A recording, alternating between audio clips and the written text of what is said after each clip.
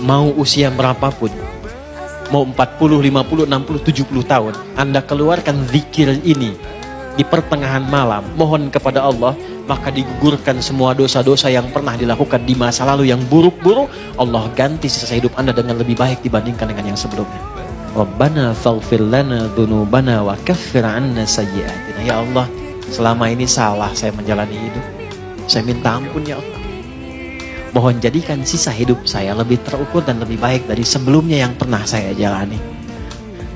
Mau usia berapapun, mau 40, 50, 60, 70 tahun, Anda keluarkan zikir ini di pertengahan malam, mohon kepada Allah, maka digugurkan semua dosa-dosa yang pernah dilakukan di masa lalu yang buruk-buruk. Allah ganti sisa hidup Anda dengan lebih baik dibandingkan dengan yang sebelumnya.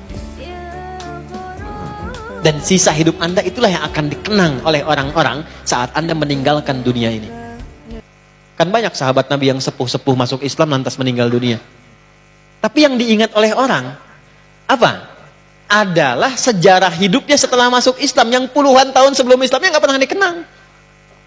Yang dikenang itu yang baik-baiknya aja. Silahkan Anda cek, banyak sekali. Ya, misal mohon maaf, Abdullah bin Abi Umi Maktum saat masuk Islam kan sudah sepuh, matanya nggak bisa lihat. Tapi yang dikenang oleh dari beliau itu bukan perjalanan hidupnya dari remaja sampai dengan sepuh, tapi justru periode keislamannya. Saat beliau senang ke masjid, tiba-tiba azan, minta sama Nabi, ada nggak keringanan untuk nggak ke masjid? Kata Nabi, apakah engkau dengar suara azan? Ya, selama dengar azan tetap ke masjid. Maka sejak saat itu berangkat lebih awal ke masjid. Sampai azannya pun jadi 2 kali. Itulah sejarah azan 2 kali itu. Abdullah bin Abi Umi Maktum. Itu yang diviralkan sampai sekarang. Antum jangan takut, Allah lebih cinta pelaku maksiat yang tobat dibandingkan orang soleh yang tidak pernah merasa salah. Catat itu.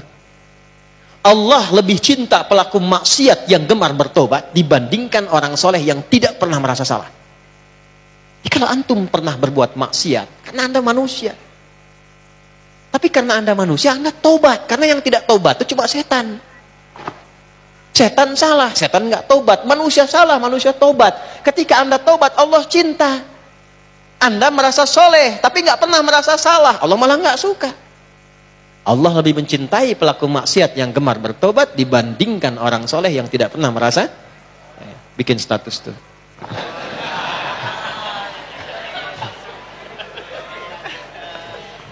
Paham? Baik. Saya langsung ke ayat 200-nya. Ya ayyuhalladzina amanu sabiru wasabiru warabitu wattaqullaha la'alakum tuflihun. Tapi membuat itu enggak mudah kata Allah, mesti sabar. Sabar. Bikin planning itu sabar.